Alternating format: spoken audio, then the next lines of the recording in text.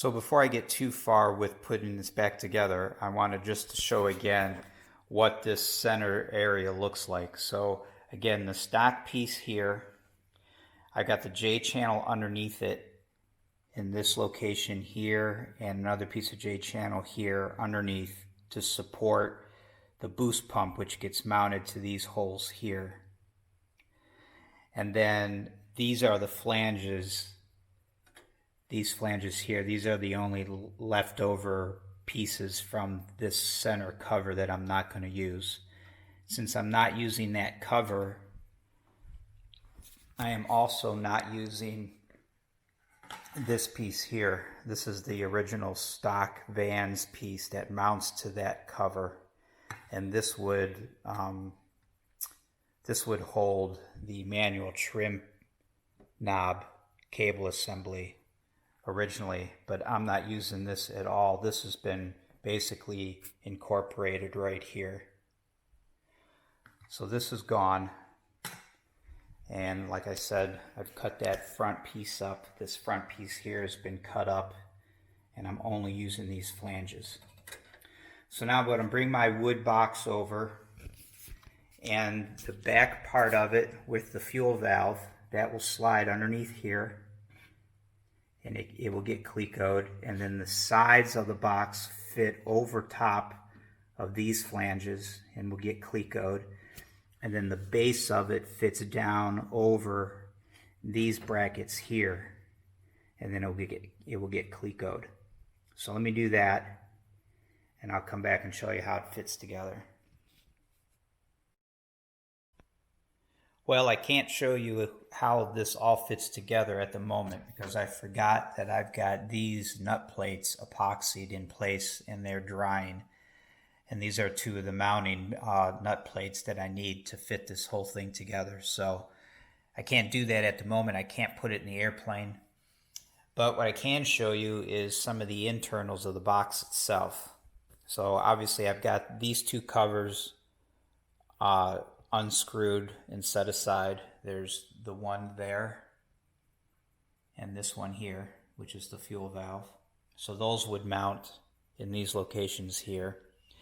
Here's the tray part for the cup holder. It's just a simple box with some dividers in it, as you can see. And then I epoxied these little pieces of wood around the perimeter just to give the top part something to mount to. So what I need to do is I need to stain this first, and then I can come back and epoxy in the cover. But I want to make sure I get stain in here before I put that top part on. So this is the drink holder part. Here's the cover, and then this just fits down inside here like that, and of course that will get epoxied in place and ultimately stained. That's what I'm getting ready to do now. I'm going to take the main body, I'm going to take this main body outside and stain it. But before I do that, I wanted to show you sort of how it's made. So there's the overall shape. It's kind of an odd shape. So you can imagine, I'll go over this again when I get it actually in the plane, but you can imagine where this sits in the plane. So again, this is where your fuel valve will be, your fuel selector valve. And then this is forward, so the firewall's up here. These drink holders are quite a bit forward. Now, I don't know when you're actually sitting in the airplane how easy it's going to be to reach underneath the instrument panel forward and get to these. I just don't know if it's going to be very convenient. But I tried to keep these as aft as I could so they would be easier to reach when you're sitting in the seats. So because I had done that, and because the boost pump sits inside here, so again, if you can imagine the boost pump sitting inside here, the boost pump sits about right here. Inside the cover, it sits about in that location.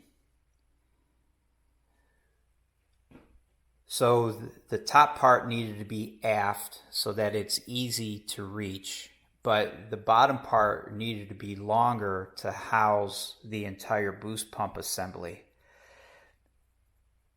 If I would have made this just a square box, this, I believe, would have been wasted because you can't reach this. This is almost at the firewall, and this would be almost impossible to reach when you're sitting in the airplane. So there was no point in making this come out here and having this extra weight and not make use of it. So I just went ahead, I left this open because my fuel line will be coming out of here, and I also wanted a tunnel for wiring or different possibilities. So I wanted access to this, so I just left it open.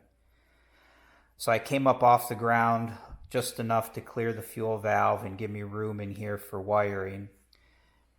And then I dropped this down to a depth which I thought was deep enough to hold a cup securely without it moving around. And then I just went ahead and cut this angle to eliminate this corner and this extra bulk that would have been right here, which would have been unusable. So that's kind of what dictated the shape of the box. This front matches the front covers, or this aft edge here mates with the front covers, which you'll see when it gets into the airplane. This is in its stock location for the fuel valve. This is the stock location and the stock angle for the manual trim. So that's what dictated the shape of the box. And this is a view of the inside. It's just simple plywood construction. Everything is glued together. And you can see again the holes, the 3/4 inch holes that I put in it for the LED lights. So that's it. It's very simple. It's very lightweight. And I did have it in the airplane yesterday. So I had these pieces here screwed in place. I had this top piece on. And then I had the whole assembly mounted into the airplane with Clecos. And it is rock solid. So I don't think I'll have any issues with it. And it's user friendly. It's mechanically friendly from the standpoint of, like I said, you just take these screws off of this plate, take the 4 screws off this plate, unscrew this from its attaching points, and then this just kind of slides back and out. So you have access to the pump. And these two face plates, if you will, with the hardware that's attached to them, they stay right in place. So, and I'll show you that when I get to it. So for now, I'm going to take this outside. I'm going to do some staining, and then while the stain is drying and while that epoxy is drying and while I wait for my push-pull cable to show up, I think I'm going to start working on fuel lines and vent lines up around the firewall and inside that front area before I mount the rudder pedals. So I think that's kind of the plan. We'll see how it goes.